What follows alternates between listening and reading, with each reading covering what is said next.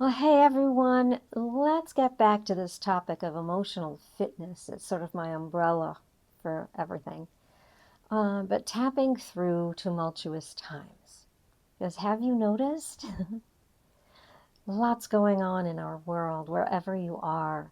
There are things that have really caused us some consternation, some worry, and we do spend time not in the present moment like some of our master teachers keep telling us to be here now. We are worried a lot. So we can, just ruminate about the past, whether that was this morning, yesterday, or years ago.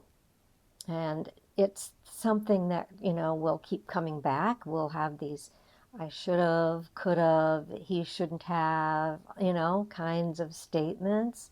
If you hear yourself saying, I always, that is from the past. And as soon as you say it, if you can take a breath and think, always, is that true, right? And just, notice how often we say that. I mean, I said it the other day when I hit my head on the freezer door. I was trying to, come up from putting something in the refrigerator, and it's just the way it's built, and I'm even conscious of it, but I still hadn't come further back out enough, and I hit that thing on the head again.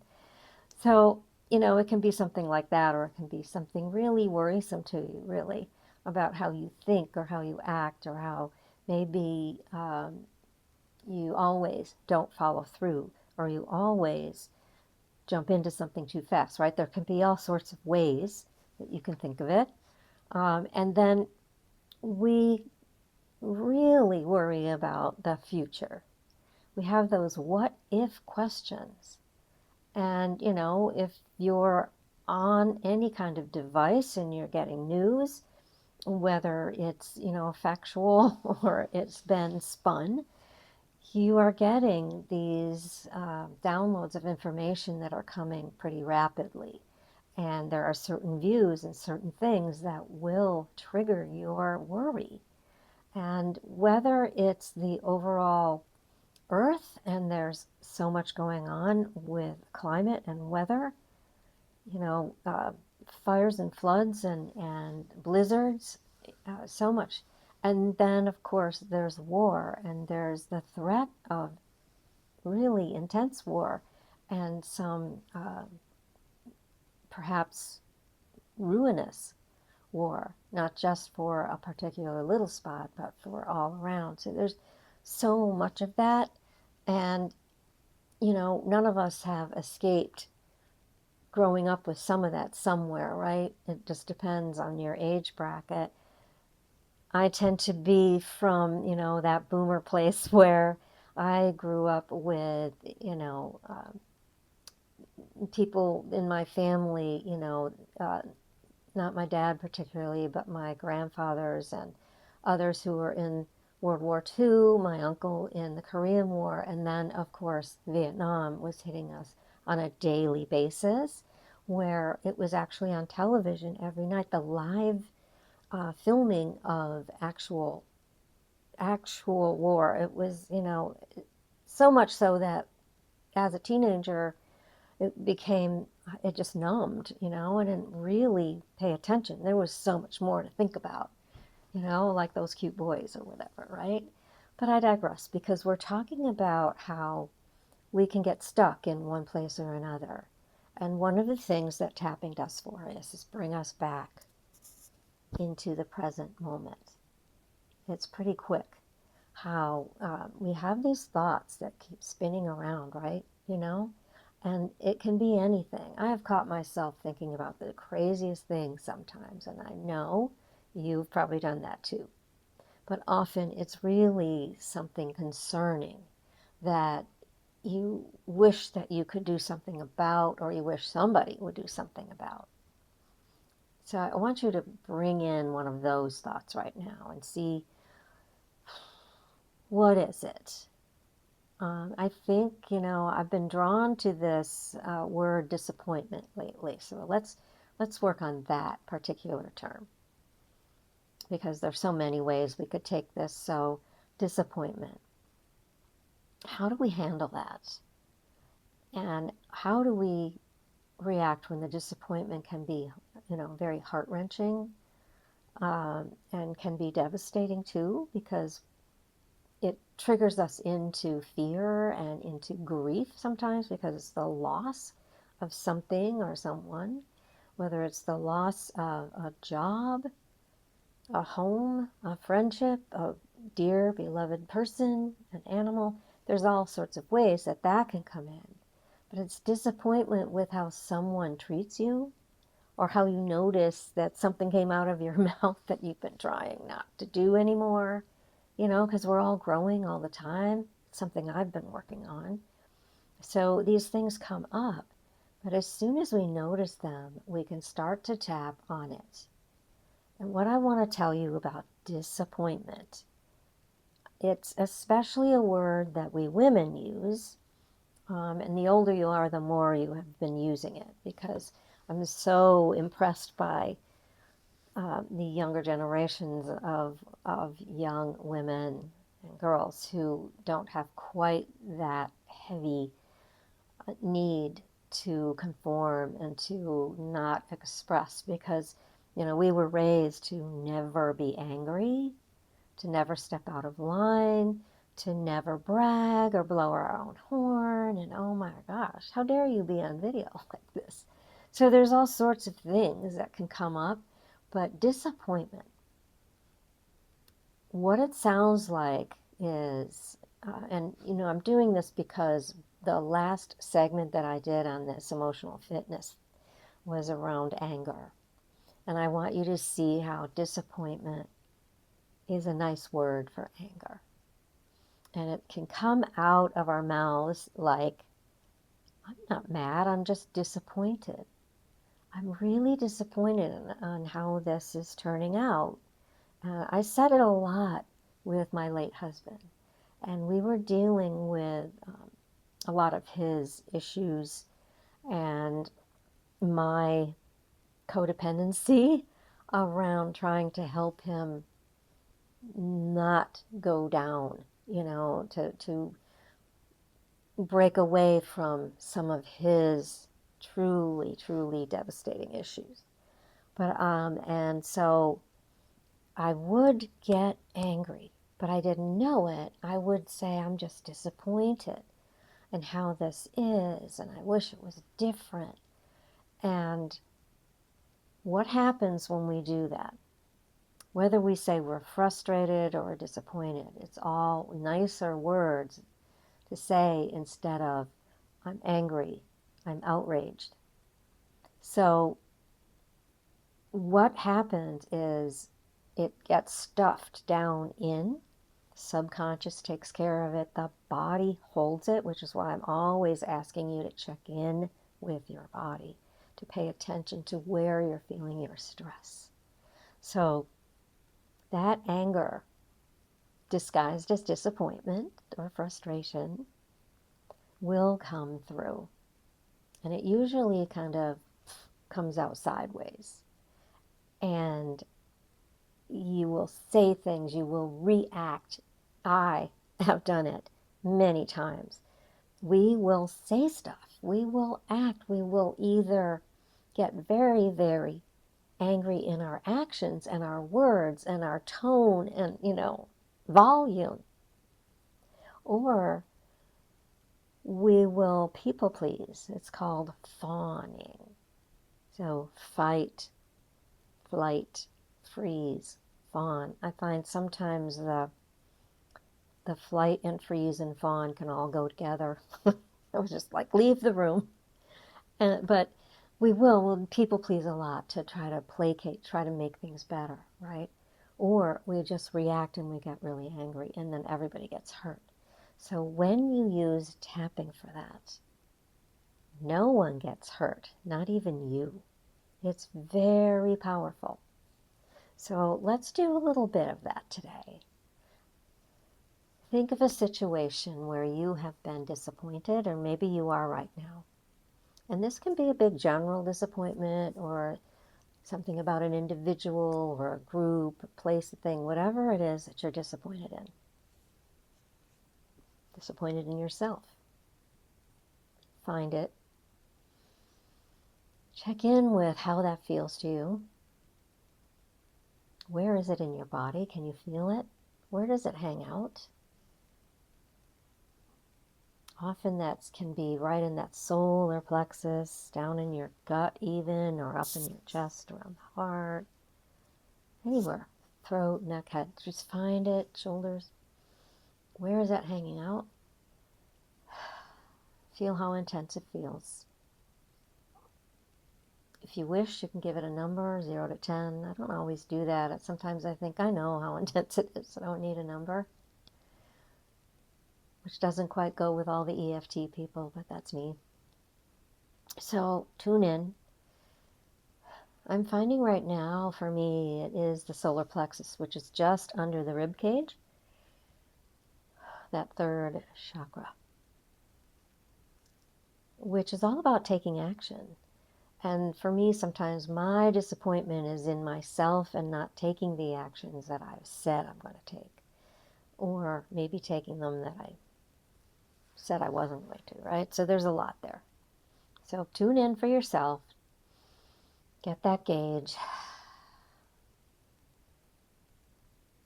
And we'll start tapping. And I'm just going to start with the eyebrow point.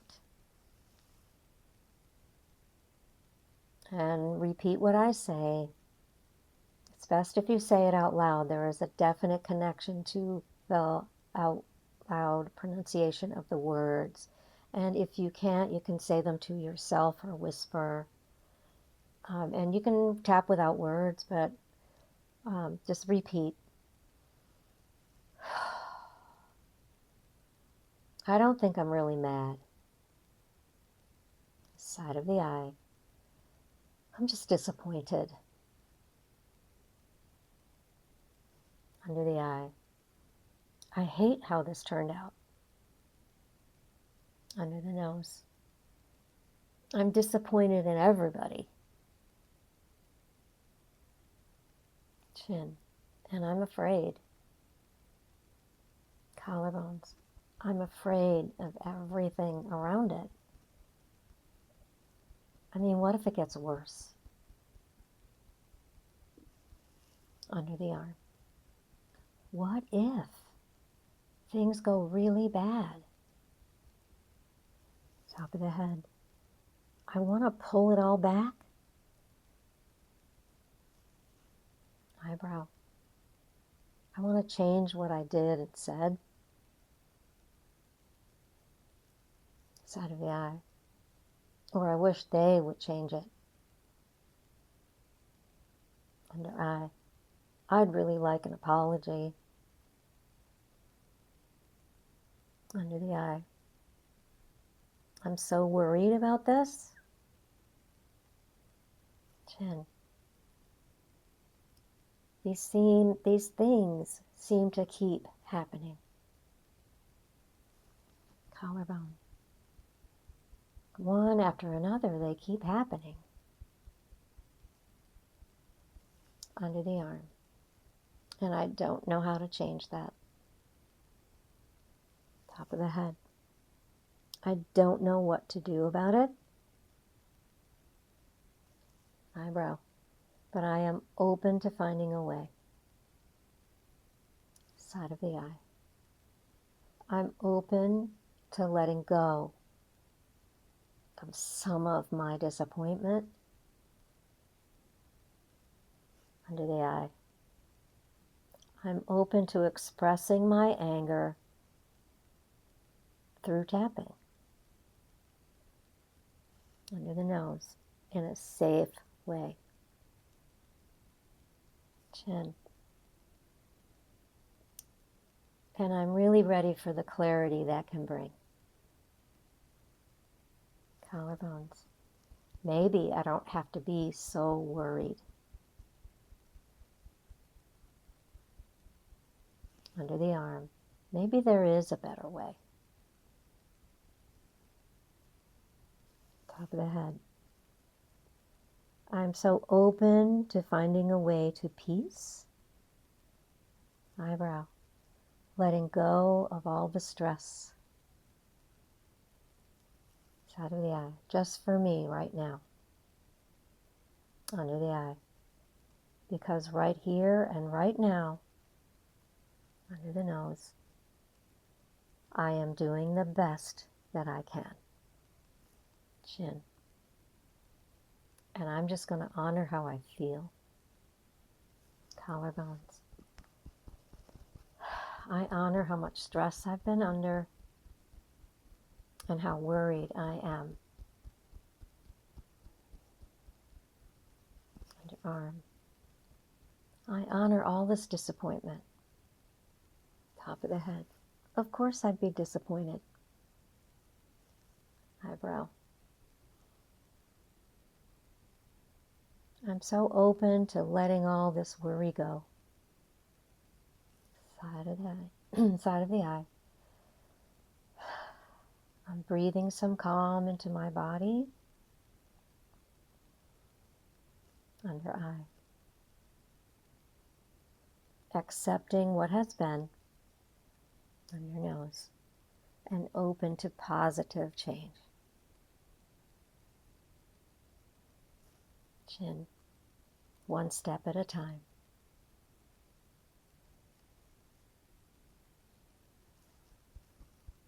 And even though I have been really stressed, I honor everything I've been through, everything I'm going through. And take a nice breath.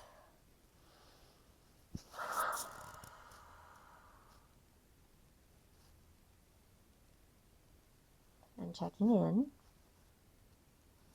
Now sometimes if you really hit on that disappointment and worry or something else, because we can tap on one thing and something else comes through. It usually does come through because the truth is, whatever the issue is, it's not really the issue. There's something underneath there. So as you begin to tap, that will come through. And you will also have some sort of shift in your body. You may just feel that inner relaxation, but you can have a tear or lots of them, a big sigh or yawn, a big breath, a sneeze. There can be all sorts of ways that you will feel this energy moving. Remember, it is energy that is not stuck any longer, and you can use that energy. It's really powerful because once you move that, you're feeling lighter, and all the spinning thoughts are calmed down, and you can think more clearly. So I invite you to keep going. If you felt that you didn't quite get there, or maybe you ratcheted up a little bit, keep going. And I would like to know in the comments, please, how did this resonate for you? Did you hit on something that you really needed to tap on? You may have heard me say this before, but the very first time I was introduced to tapping, and the very first time I did it, I was tapping on anxiety, overwhelming anxiety, just because of what's happening in my life. And as I tapped, tears started to flow, and it wasn't the normal kind of crying, with some sobs or anything like that. It was just like water coming out down my face, and I just kept going, and what came through was guilt. It was the guilt over not being able to help my deceased husband, and he had just gone into the hospital. I can give you that little tiny bit of information. But that's what was happening, and it was like, oh my gosh. And it was so freaking freeing that I slept through the night for the first time in years. So allow yourself this freedom. And let me know, is there a specific thing that you would like to tap on? It's not about the details like I just gave you. It's not about that. It's about the feelings. It's about the bodily sensations and the feelings and emotions. And as we tap on that, everything moves.